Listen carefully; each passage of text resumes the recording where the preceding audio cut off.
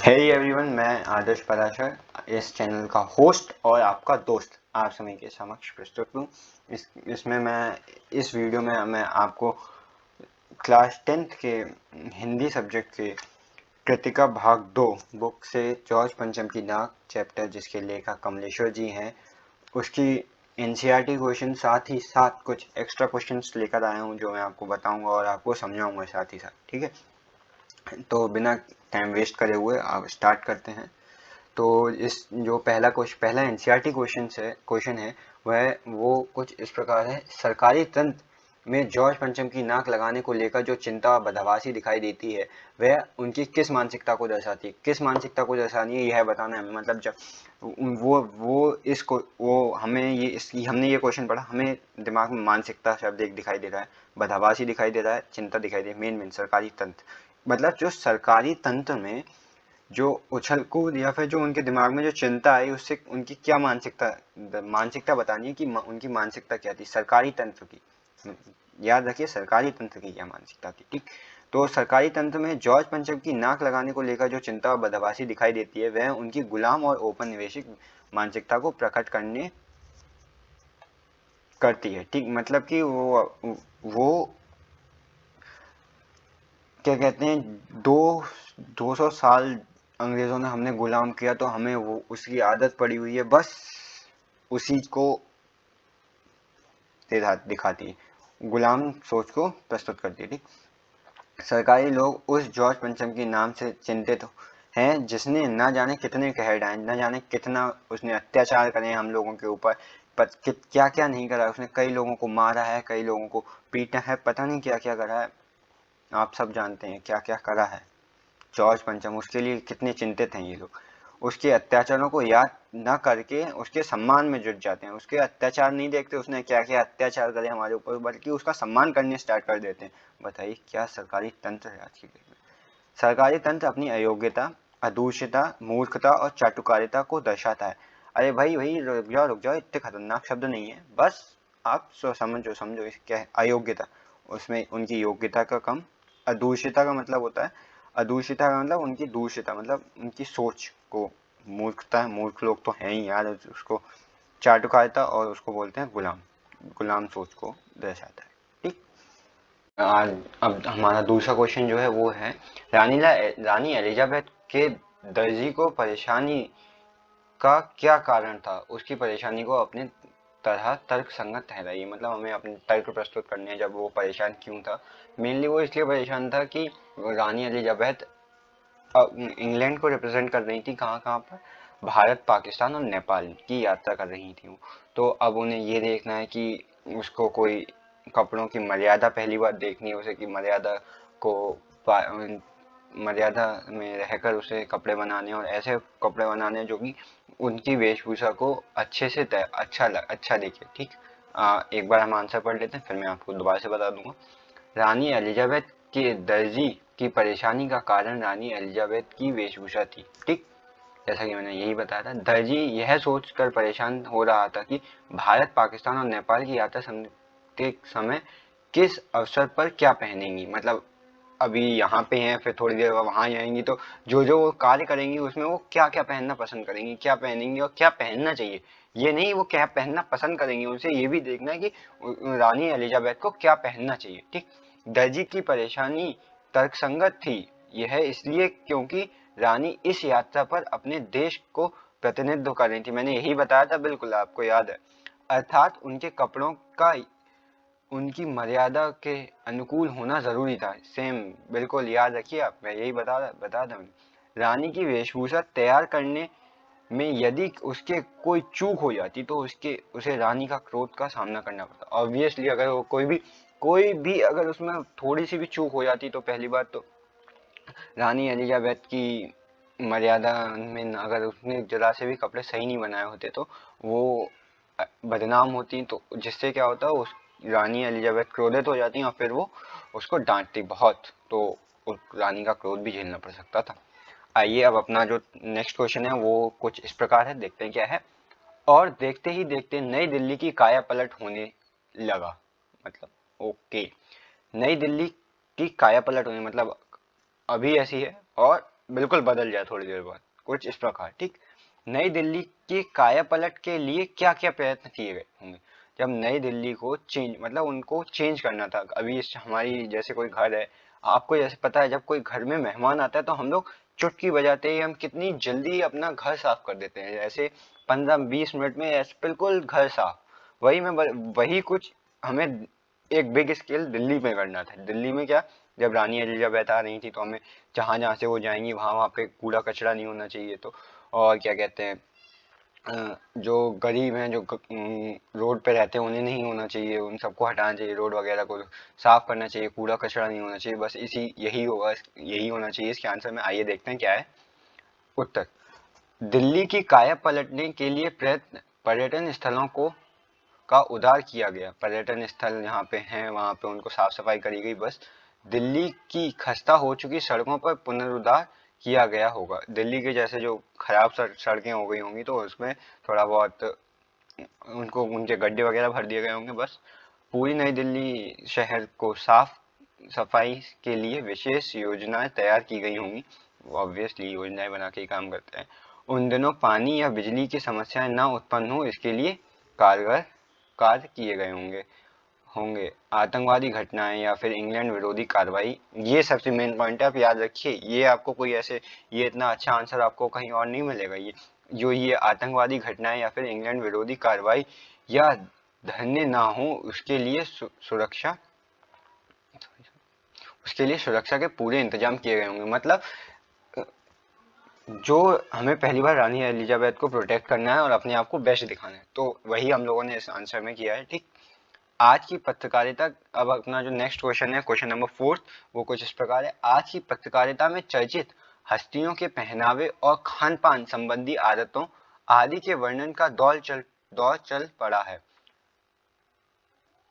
मतलब हम जैसे हम लोग देखते हैं कि अब पहले अखबार में आता था वो अलग चीजें और जो अब आ रही, अब क्या देखते हैं कि आज उन्होंने यह पहना, आज वो यह ड्रेस पहनी जैसे कभी कोई जो हीरो और एनी प्लेयर, कोई भी बड़ी हस्ती में आप जितने भी अपने बड़े मेन जो नेम याद आते हैं, जैसे कि सलमान खान, ऋतिक रोशन, विराट कोहली, अपने प्रधानमंत्री जी ले लीजिए या फिर मुकेश अंबानी ले लीजिए, कोई भी ले लीजिए, ठीक है। अब हमें इसको एक्सप्लेन करना है on the basis of the given questions, ठीक। वही हम देखेंगे क्या क्या क्वेश्चंस दे रखे हैं। इस प्रकार की पत्रकारिता के बारे में आपके क्या विचार हैं, हमारे क्या विचार हो सकते हैं? हाँ, आप लोग मुझे कमेंट करके बताइए इसमें हम लोग क्या हो सकता है इसमें। हमें इसके पहले प्लस पॉइंट भी देखने, प्लस पॉइंट कम माइनस पॉइंट ज्यादा देखने, ठीक है। आगे देखते हैं। आज की पत्रकारिता में हस्तियों के पहनावे और खान पान संबंधी आदतों के वर्णन का दौर चल पड़ा है, ठीक है, यही हमें बताना है। वह न केवल अनावश्यक है बल्कि समाज में उन्नति के लिए बाधक भी है। देखिए, जब हम लोग देखते हैं अपना फोन खोलेंगे तो अगर हमें यह कोई भी किसी पर्टिकुलर काम के लिए खोलना है, आपकी क्लास है ऑनलाइन क्लास, आप उसके लिए फोन खोले और अचानक से कोई नोटिफिकेशन आता है, आज क्या कहते हैं, विराट कोहली ने यह करा, मतलब यह कपड़े पहने या फिर इस कार, उन्होंने आज ये नई कार खरीदी, ऐसे कुछ भी आता है तो आपको केवल अनावश्यक, और तो फिर आप अपना वो कार्य करके वो आप टैप करके वो देखने लगते हैं। बस इससे आपकी उन्नति में बाधा उत्पन्न हो रही है, ठीक। यह एक निम्न स्तर की भटकी हुई पत्रकारिता है, बिल्कुल पागलपंती वाली पत्रकारिता है। लोकतंत्र का वह मुख्य स्तंभ है। पत्रकारिता से हमें पूरे लोकतंत्र में, अगर हमें यह दिखाना है कि सरकार हमारे लिए कर क्या रही है, गरीबों के लिए सरकार क्या कर रही है, वो कम दिखाया जाता है। आजकल क्या दिखाया जाता है पत्रकारिता में, बड़ी बड़ी हस्तियों ने क्या करा, क्या पहना, क्या खाया, क्या पिया, ये सब दिखाया जा रहा है, ना कि आज सरकार क्या कर रही है, ठीक। जो अगर यह नहीं दिखाएंगे तो हम लोगों को पता नहीं चलता है, ठीक। जो समाज के लिए अधिकारियों के प्रहरी के रूप में समाज तथा राष्ट्र दोनों के विकास में महत्वपूर्ण भूमिका अदा करती है, ठीक है, यही है। किंतु इस प्रकार की पत्रकारिता जिससे सामान्य ज्ञान नहीं बढ़ता है, हमें सामान्य ज्ञान भी बढ़ाना है, अपनी जनरल नॉलेज बढ़ानी है। जनरल नॉलेज क्यों? क्योंकि हमें कॉम्पिटिशन निकालने हैं, सिंपल। ना ही इससे आम आदमी के जीवन में कोई लेना देना है, कोई मतलब नहीं। बताओ, आपको कुछ असर पड़ेगा, उनने क्या खाया, उनने क्या पिया ना, फिर समाज को सिर्फ हानि पहुंचती है। यह व्यक्ति विशेष के निजी जीवन के लिए अनुचित तथा अनुचित ताक झांक है यार। ऑब्वियसली आप किसी बंदे के अंदर ताक झांक कर रहे हो, ऑब्वियसली वो क्या पहन रहा है क्या खा रहा है, तो आप उसकी पर्सनल लाइफ में इंटरफेयर कर रहे हो, मेरे ख्याल से तो नहीं करना चाहिए, जो हमारी सभ्यता व संस्कृति के विपरीत है। हमारी संस्कृति में कहीं भी ये नहीं लिखा है, या फिर सभ्यता में ऐसा कोई भी वो नहीं है कि आप दूसरे दूसरे की ताक झांक करिए दूसरे पे, ठीक है। कुछ समझ में आया? देखिए हमको क्या करना है, आंसर को इजी लैंग्वेज में कन्वर्ट करके ऐसा याद करना है कि हम भूले ना। हमें अगर हम भूल जाए, होता क्या है जब प्रेशर पड़ता है तो आपके शब्द नहीं दिमाग में आते कि उसमें उस टाइम हमने क्या शब्द लिए। हमको क्या करना है, उन शब्द का मीनिंग हल्की और ऐसे ऐसे चीजों को जोड़ना है कि जैसे कभी कुछ याद कर, कोई भी क्वेश्चन याद करते समय रट्टा मत मारिए प्लीज, क्योंकि अगर आप जब आपको के ऊपर बोर्ड का प्रेशर पड़ेगा तो क्या कहते, तो आप वो भूल जाएंगे। 99% आप भूलेंगे, मैं ये कह रहा हूँ। एक आध कोई बच्चा होगा जो नहीं भूलेगा, बल्कि अगर आपने रट्टा मारा है तो निश्चित तौर पे भूल जाएंगे। अगर और वही चीज आपने समझी है तो आपको ऐसा याद रहेगा कि आपको याद करने की जरूरत ही नहीं है। आप सोचोगे ये क्वेश्चन हाँ, ये क्वेश्चन वहाँ, अच्छा ये इसमें ये है, तो इसके रिलेशन में वो मैंने याद करा था, वो रोड वाला कांड। ऐसे करके जब आप पढ़ोगे तो अच्छे से लिंक करिए क्वेश्चंस को, ठीक है। मैं यही कहना चाहता हूँ कि आप लिंक करिए क्वेश्चंस को, रट्टा मत मारिए, ठीक। मैं आपको ये प्रोवाइड कर रहा हूँ तो आपको सिर्फ और सिर्फ इसको पढ़ के एक बार समझना है कह क्या रहा है, रट्टा नहीं मारना है, ठीक। ना ही ये कह रहा हूँ कि ये क्वेश्चन निश्चित आएंगे बोर्ड्स में, ये आएंगे नहीं, इसके रिलेशन में क्वेश्चन आएंगे, याद रखिएगा, ठीक। इस तरह की पत्रकारिता, अब अपना नेक्स्ट क्वेश्चन जो है वो कुछ इस प्रकार है। इस तरह की पत्रकारिता आम जनता विशेषकर युवा पीढ़ी पर क्या प्रभाव डालती है? देखिए मैंने अभी आपको बताया, वही इसमें लिखा होगा थोड़ी देर पहले, ठीक। वो बताया था स्टार्टिंग में फोन वाला। इस प्रकार की पत्रकारिता आम जनता विशेषकर युवा पीढ़ी पर अत्यंत नकारात्मक और हानिकारक प्रभाव डालती है, ठीक है। हानिकारक प्रभाव डालेगी यार। यह युवा पीढ़ी के चारों ओर चर्चित हस्तियों के जीवन शैली में ऐसा भ्रम जाल बुन देती है जिसमें उलझकर युवा पीढ़ी, आम जनता अपने लक्ष्यों और कर्तव्यों से भटककर अपराध के दलदल में फंस जाती है। बताइए तो सही। राष्ट्र को सही दिशा में चलाने के लिए यह आवश्यक है कि पत्रकारिता का प्रत्येक विषय समस्त नागरिकों के हित में हो। मेनली हमें अगर पत्रकारिता में कुछ भी आ रहा है तो वो ऐसा निश्चित होना चाहिए कि वो एक छोटे से बच्चे से लेके बूढ़े बच्चे तक के हित में हो, उसको नुकसान ना पहुंचाए उसमें जो दिया है, ठीक है। ये हित में होना चाहिए, पथ भ्रष्ट करने के लिए नहीं। किसी का जो पाथ है उसको भ्रष्ट नहीं करना चाहिए, मतलब उसमें कहीं कहीं आप सभी को पता है, बताने की जरूरत नहीं है। जो क्वेश्चन पेज नंबर 16 पर जो क्वेश्चन आंसर दिए हैं वो कुछ उसका पहला पार्ट। जॉर्ज पंचम की लाट की नाक को पुनः लगाने के लिए मूर्तिकार ने क्या क्या यत्न किए? देखिए हमें ये बताना है कि उसने क्या क्या करा। पहले तो वो उसने फाइलें छनवाई, फाइलें छनवाने के बाद उसने पूरे भारत का दौरा करा, भारत का दौरा करने के बाद उसने क्या करा आपको पता है? कमेंट करके बताइए, फिर बताइए बताइए, जल्दी पॉज करिए वीडियो, आप कमेंट करके बताइए, देखते हैं किसका आंसर पहले मिलता है, ठीक। तो हाँ मैं मुझे ऐसा लगता है कि आपने पॉज करके वीडियो देखी होगी, कमेंट करा होगा, ठीक। चलिए मैं बताता हूँ फिर आपको। उत्तर पढ़ते हैं अपने लोग। जॉर्ज पंचम की लाट की नाक को पुनः लगाने के लिए मूर्तिकार ने सर्वप्रथम जॉर्ज पंचम की नाक के निर्माण से प्रयुक्त पत्थर को खोजने का प्रयास किया, जिसके लिए उसने पूरे देश में जा जाकर खोजा, पर असफल रहा। वह पत्थर विदेशी था, वो उसे पता चला कि अरे ये पत्थर तो विदेशी। उसने देश भर में घूम घूम कर उसके बाद उसने शहीद नेताओं की नाक का नाप लिया, और वो भी नेताओं की मूर्तियों का नाक का नाप लिया, ताकि उन मूर्तियों से किसी की नाक को जॉर्ज पंचम की लाट पर लगाया जा सके, किंतु सभी नाकें आकर आकार में बड़ी निकली। भाई कहाँ कंपेयर कर रहे हो आप हमारे जो फ्रीडम फाइटर्स हैं और ये जिसने हम पे गुलाम करा, कहाँ से कंपेयर कर सकते हो आप? इम्पॉसिबल है, बड़ी ही निकलेंगी ऑब्वियसली यार। नाक का मतलब ये मत समझिए, नाक अपनी नोज नहीं है, ये है नाक को हम बेसिकली आपके दर्जे से वो करते हैं, ठीक। दर्जा बोलते हैं एक प्रकार का। आपको क्या, आपका क्या स्टेटस है, आपका ये नहीं कि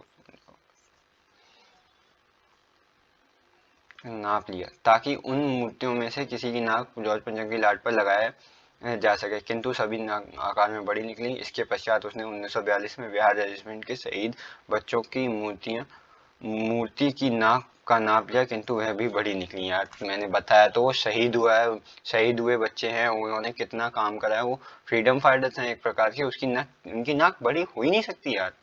अंत में उसने जिंदा नाक लगाने का निर्णय लिया। आप अब ये सोचिए कितना बेकार निर्णय था ये।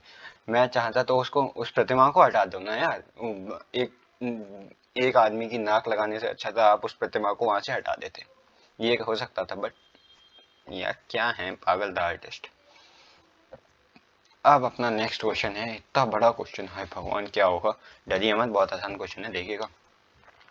प्रस्तुत कहानी में जगह जगह कुछ ऐसे कथन हैं जो मौजूदा व्यवस्था पर करारी चोट करते हैं। उदाहरण के लिए फाइलों में सब कुछ हजम कर चुकी थी, सब हुक्मों ने एक दूसरे की तरफ ताका, पाठ के आए ऐसे कथन छांट कर लिखे। देखिए मेनली ये क्वेश्चन, इस टाइप का क्वेश्चन बोर्ड्स में नहीं आते हैं। आपके जो क्वेश्चंस हैं वो आपको कभी भी डिक्टो छापने बुक से सेम टू सेम क्वेश्चन लिख के उसका आंसर लिखने का ऐसा कोई भी वो नहीं आता है। तो आप ये क्वेश्चन बस पढ़ लीजिएगा एक बार फिर भी, कि जिससे कि अगर बाई चांस आए तो आपको याद है। वैसे मैंने देखा है कि इस टाइप के बोर्ड्स में क्वेश्चंस नहीं आते हैं। ठीक, इसका आंसर क्या है देखते हैं।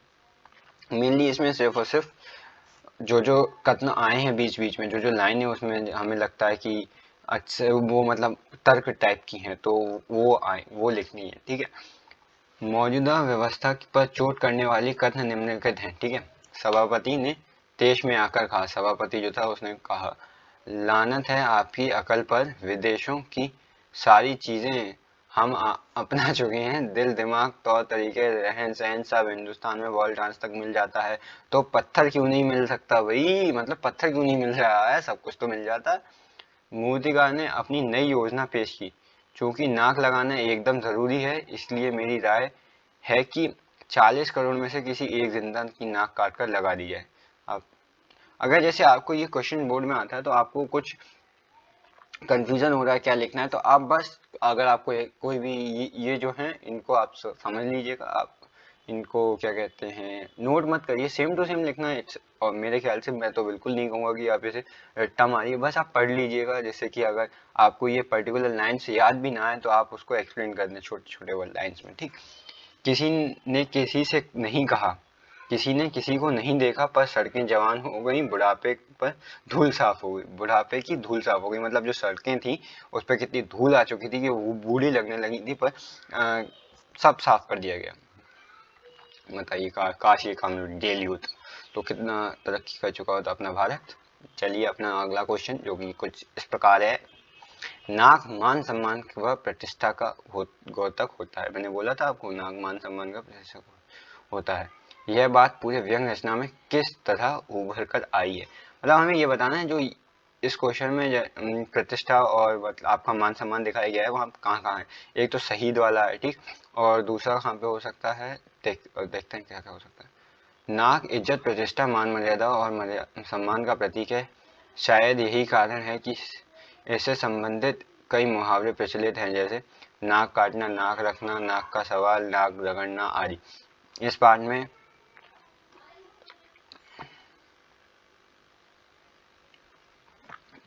नाक मान सम्मान व प्रतिष्ठा का द्योतक है।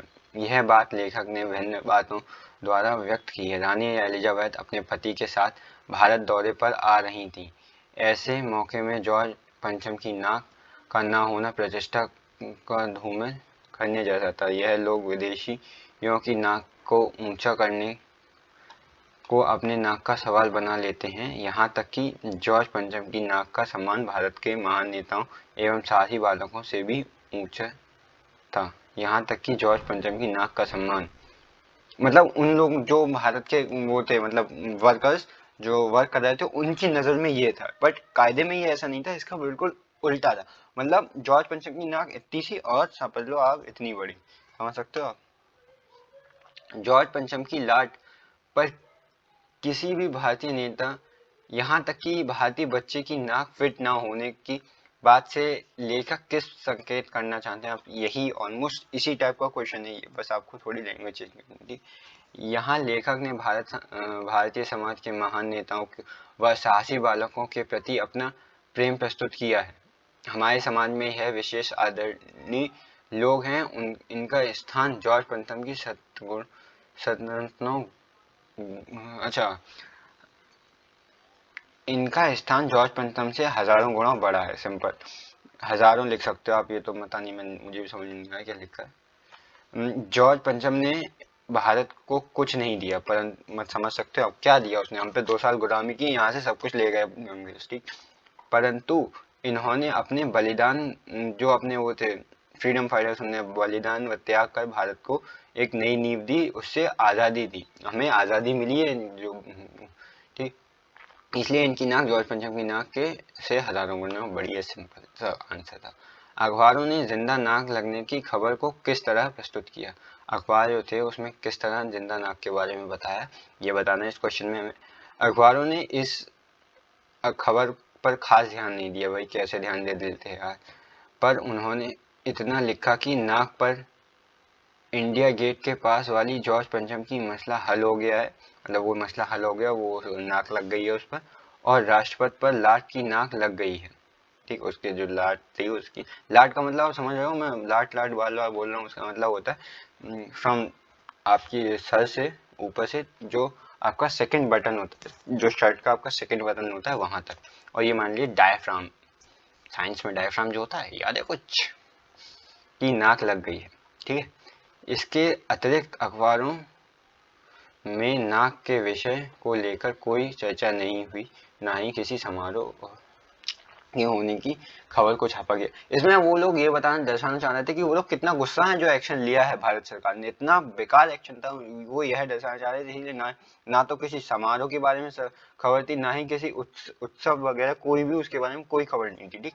अगला क्वेश्चन, अब अगले क्वेश्चन पे की ओर बढ़ते हैं। क्वेश्चन नंबर 10, ये बताइए आप लोग बोर तो नहीं हो रहे हैं, मुझे नहीं लग, मैं तो कोशिश यही कर रहा हूँ आप बोर ना हो। एक क्वेश्चन नंबर 10, ठीक। नई दिल्ली में सब था, सिर्फ नाक नहीं थी। नई दिल्ली में सब कुछ था, नाक नहीं थी। नाक किसकी नहीं थी? जॉर्ज पंचम की नाक नहीं थी, बाकी सब कुछ था। इस कथन के माध्यम से लेखक क्या कहना चाहता है, ठीक है। इस कथन के माध्यम से लेखक आंसर देखिए क्या है। इस कथन के माध्यम से लेखक कहना चाहता है कि रानी के स्वागत तथा उनकी प्रसन्नता हेतु दिल्ली में हर प्रकार की तैयारियां की गई थी। साफ सफाई, सजावट, सुख सुविधा के से लेकर सुरक्षा की सभी व्यवस्था की गई थी, ठीक। इन सब के बावजूद भी जॉर्ज पंचम की लाट की नाक, जो संभवतः अंग्रेजों के मान सम्मान के प्रतीक है, नहीं थी। मतलब यार, उनकी रानी एलिजाबेथ आ रही है, तो जो जॉर्ज पंचम है उनकी नाक होना उनके लिए, हम लोगों के लिए वो बात की उनका मान सम्मान नहीं है, लेकिन जो अंग्रेज के लोग, जो इंग्लैंड के लोग हैं, उनके लिए तो ऑब्वियसली यार वो मान सम्मान का प्रतीक है। वो वहां पे उन जो नाक थी जॉर्ज पंचम की, वो वहां पे नहीं थी, ठीक। बस यही कहा गया। इसका एक अर्थ यह होता है कि भारत में अपना शासन खो चुके अंग्रेजों के प्रति लोगों के मन में अब कोई मान सम्मान नहीं बचा था, और साथ ही साथ इस से हमारे खो चुके अंग्रेजों के प्रति लोगों के मन में कोई भी मान सम्मान नहीं बचा था। जो हम जैसे लोग थे, जो स्टाइलिश लोग थे, उनके मन में कोई भी मान सम्मान नहीं था दूर दूर तक। क्या करना, क्या किसकी मूर्ति लगी हुई है, ये पागल है जिसने हम पे राज कराया, मुझको क्यों मान सम्मान दें यार। पर हमारे जो है तंत्र मंत्र, मतलब हमारी गवर्नमेंट के जो अधिकारी हैं, उनका तो उल्टा ही था सब। और साथ ही साथ इससे हमारे प्रशासन को की कमजोर एवं त्रुटिपूर्ण व्यवस्था का भी मतलब कमजोर व्यवस्था उनकी, मतलब वो जो है वो फाइल में कुछ सब फाइल हजम कर रही है, मतलब कि हमको ये भी नहीं पता कर पाए कि ये किस पत्थर से बनी है, समझ सकते हैं। बस उससे हमें ये पता चलता है कि सरकार कितनी लेजी है, लेजी, सभी को पता है, सबको पता चलता है।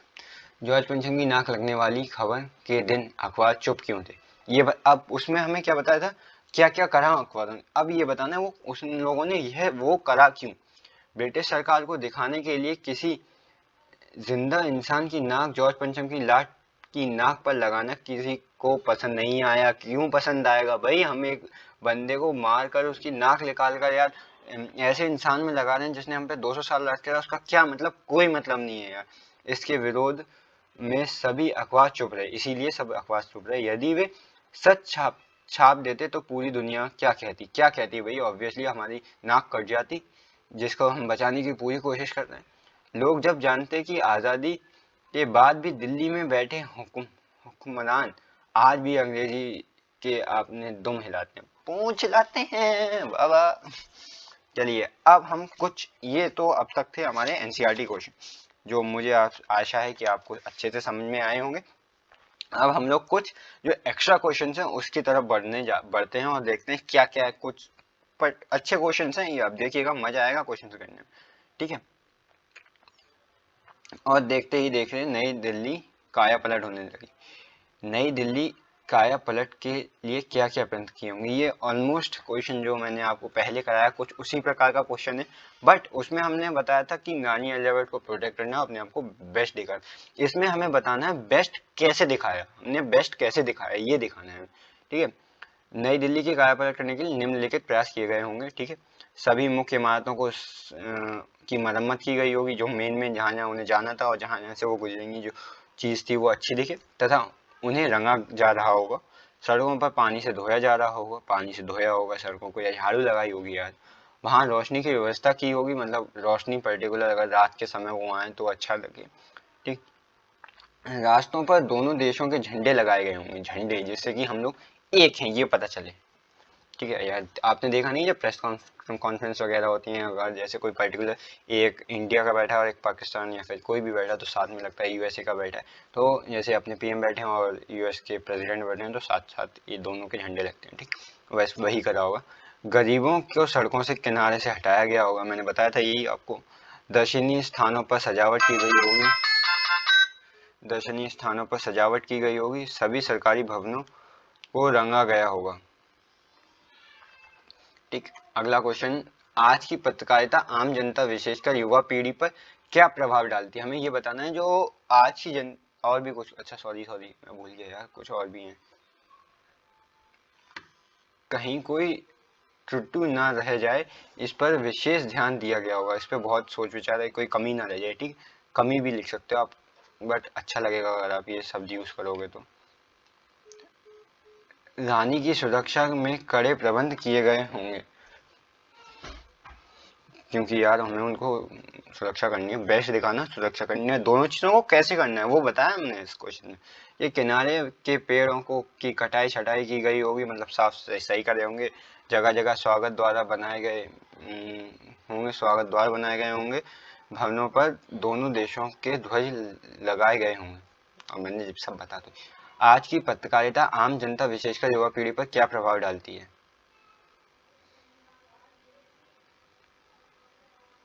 ये क्वेश्चन यहाँ सेम है, सॉरी दोस्तों गलती से सेम हो गया। अच्छा ये वाला पढ़ते हैं, ठीक है। जॉर्ज पंचम की नाक से की संबंधी लंबी दास्तान को अपने शब्दों में स्पष्ट कीजिए, जो सब पूरा वो हुआ है वो हमें अपने शब्दों में व्यक्त करना है। ये लॉन्ग क्वेश्चन हैं जो 5 मार्क्स का, वो 3-4 मार्क्स में आते हैं, 4 मार्क्स में आते हैं, उसमें आप ये लिख सकते हैं, बहुत अच्छा लगेगा। इस पार्ट में सरकारी तंत्र में खोखलेपन तथा अवसरवादित को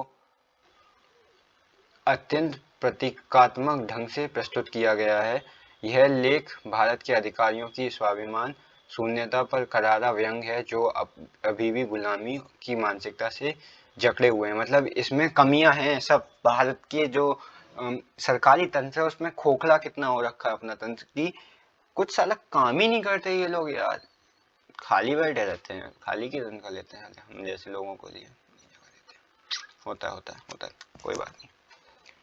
यह एक गंभीर समस्या थी कि इंडिया गेट के सामने वाली जॉर्ज पंचम की लाट में से उसकी नाक गायब हो गई, वह भी तब जब इंग्लैंड की महारानी एलिजाबेथ और प्रिंस फिलिप का भारत भ्रमण पर आने वाले थे। अरे यार वो लोग आ रहे हैं और वो नहीं है, नाक नहीं है, तो इसलिए थोड़ी गंभीर समस्या थी, क्योंकि इससे अगर नाक नहीं है तो यार वो लोग, पहली बात तो उन लोगों को अच्छा नहीं फील होगा, साथ ही हम लोगों की भी नाक कट जाएगी, हम लोग एक मूर्ति को नहीं सही से रख पाए। लेकिन मेरे ख्याल से ये एक काम और करा जा सकता था जिंदा आदमी के बदले। मुझे जो लगता है कि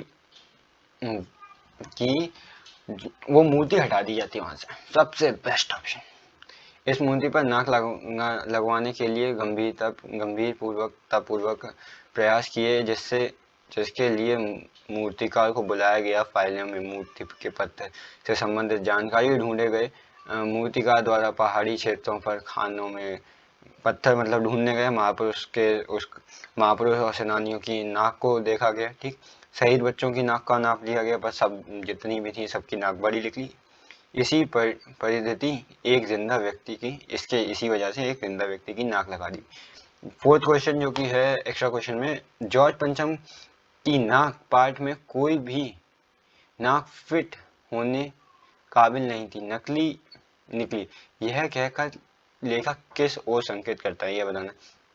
जॉर्ज पंचम की लाट पर नाक को पुनः लगाने के लिए भारत देश के सभी नेताओं की नाकों का नाप लिया गया, नाप ले लिया, ठीक। उन सबकी नाक जॉर्ज पंचम से बड़ी निकली। इसके बाद 1942 में 1942 में बिहार रेजिमेंट सेक्रेटरीट के सामने शहीद हुए बच्चों की स्थापित मूर्तियों की नाक को भी नापा गया तुरंत, परंतु वे सभी बड़ी थी, वे सभी बड़ी निकली। एक सेकंड, वे सभी बड़ी निकली। इस कथन का अभिप्राय यह है कि जॉर्ज पंचम गांधी, पटेल, गुरुदेव रविंद्रनाथ, सुभाष चंद्र बोस, आजाद, बिस्मिल, नेहरू, लाला लाजपत राय, भगत सिंह की तुलना में नगण्य था। अर्थात यह कहा जा सकता है कि जॉर्ज पंचम का सम्मान देश के महान नेताओं और शहीद हुए बच्चों के समक्ष कोई मायने नहीं रखता है। कहाँ से मायने रख लेगा यार, वो कहाँ उन्होंने अपनी जान दी, अपने आप को देश के ऊपर निछावर कर दिया, अपना सब कुछ छोड़ दिया, अपनी लग्जरियस लाइफ त्याग दी, और कहाँ ये जिसने हम पर राज करा इसके ही प्रतीक, तो ऑब्वियसली कोई। जॉर्ज पंचम की नाक पाठ के आधार पर बताइए कि जॉर्ज पंचम की नाक हमारे देश के किन किन नेताओं की नाक से माप में हर प्रकार छोटी निकली थी। इन नेताओं का अनुकूल जीवन मूल्यों को उल्लेख कीजिए। हमें ये बताना कि पहले तो उनके नाम बताने और उनके क्या क्या मूल्य थे, मूल्य क्या था, मतलब क्या क्या उनकी क्या इच्छाएं नहीं थी, क्या क्या वो उन्होंने कला देश के लिए वो था। जॉर्ज पंचम की नाक हमारे देश के नेता दादा भाई नौरोजी, गोखले, तिलक, शिवाजी, गांधी, पटेल, महादेव देसाई, किसी 5-6 लोगों का नाम याद कर लेना बहुत है। लाला लाजपत राय तथा भगत सिंह की नाक में हर प्रकार छोटी निकली। बाद में वो आदि जरूर लगाना वरना काम पूरा नहीं होगा। आदि नहीं लगा तो तुम्हारा काम पूरा नहीं हो, समझ लो बेटा। हमारे देश के देशभक्तों यहाँ पे लगाना, जैसे आपने 5-6 लिख लिए कोई, उसके बाद यहाँ पे लगा दीजिएगा तथा, जैसे भगत सिंह आदि, सिंपल। हमारे देश के देशभक्तों व एवं शहीदों में देशभक्ति की भावना कूट कूट कर भरी हुई थी। इनके जीवन में के मूल्य अनुकरणीय हैं जो निम्नलिखित, मतलब इनके जो क्या क्या उनमें उनके मन में क्या क्या चीजें नहीं होंगी वो कुछ इस पर। देशभक्ति की प्रबलता ही रही होगी, ऑब्वियसली रही होगी। आत्मनिर्भरता, अपने ऊपर फुल्ली सेल्फ डिपेंडेंट रहे होंगे। राष्ट्र के स्वाभिमान का ध्यान, जो स्वाभिमान है उसका ध्यान। गुलामी की मानसिकता का त्याग, गुलामी की मानसिकता उन्होंने बिल्कुल ही हटा दी थी। राष्ट्र की पुकार में शामिल दृढ़ निश्चय, राष्ट्रहित सर्वोपरि की समक्ष, ये समस्त मूल्य अनुकूर्ण करने योग्य हैं। हमें अपने शहीदों को सदैव सम्मान करना चाहिए, जिनके कारण यह है आज़ादी प्राप्त हुई, जिसके कारणवश हम यहाँ बैठे हुए हैं आज, चैन की जिंदगी जिए। नाग मान सम्मान का प्रतीक उल्टा है, ये वही क्वेश्चन है बट थोड़ा एग्जैजरेट करके दे रखा है, आप पढ़ लीजिएगा, मैंने समझा तो दिया ये पहले ही। जॉर्ज पंचम की लाट पर किसी भी भारतीय नेता की तक बच्चों की नाक बैठने की बात की। आप देखिए ये क्वेश्चंस मैंने सारे एक्सप्लेन कर दिए पीछे, ये ऑन द बेसिस हैं बट थोड़ा उनको एग्जैजरेट करके लिख दिया है मैंने इसमें, ठीक है। जॉर्ज पंचम पाठ के आधार पर सरकारी तंत्र की कार्यप्रणाली प्रकाश की दे दी। देखिए इसमें सबसे पहले वो बिल्कुल ही उनकी दशा को दर्शाया गया है वह बड़ी ही संकीर्णीय सोच को व्यक्त करता है। संकीर्णीय मतलब छोटी सोच को व्यक्त करता है। सरकारी तंत्र स्वतंत्रता की मानसिकता से ग्रस्त है। किसी भी कार्य के प्रति सरकारी तंत्र जागरूक नहीं है, और कि सरकार में कितना, आपको पता है कितना लेट काम चलता है। अवसर आने पर भी उनकी निंदा खुलती है। सरकारी कार्यप्रणाली की मीटिंग प्रमुख है, हर छोटी से छोटी बात पर मीटिंग बुलाई जाती है जिससे परामर्श होता है विचार विमर्श होता है परंतु उसके अनुरूप कार्य नहीं होता। सब कुछ छोटी सी छोटी बात के लिए मीटिंग बुला ली जाती है, उसके बाद भी उस पर बात होता है, लेकिन एट द एंड कुछ वो सोल्यूशन निकल ही नहीं पाता उसका प्रॉपर सोल्यूशन जिससे कि फायदा हो सभी को। सभी लोग एक दूसरे पर कार्य थोपते रहते हैं कि भाई मैंने मेरा होगा, नहीं नहीं ये तुम्हारा काम है, नहीं ये तुम्हारा है, ऐसे करते रहते हैं यार। डिपार्टमेंट टू डिपार्टमेंट ट्रांसफर करते रहते हैं, बस काम नहीं करते कोई बैठ के साथ में। व्यर्थ को दिखावटीपन, चिंता, चापलूसी की प्रवृत्ति पूरी कार्यप्रणाली में कूट कूट कर भरी हुई है।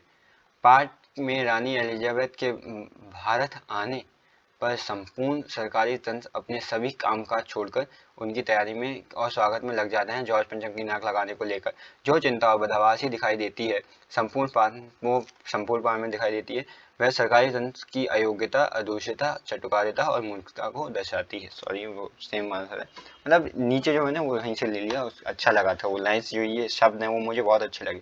अयोग्यता, अदूषिता और चाटुकारिता।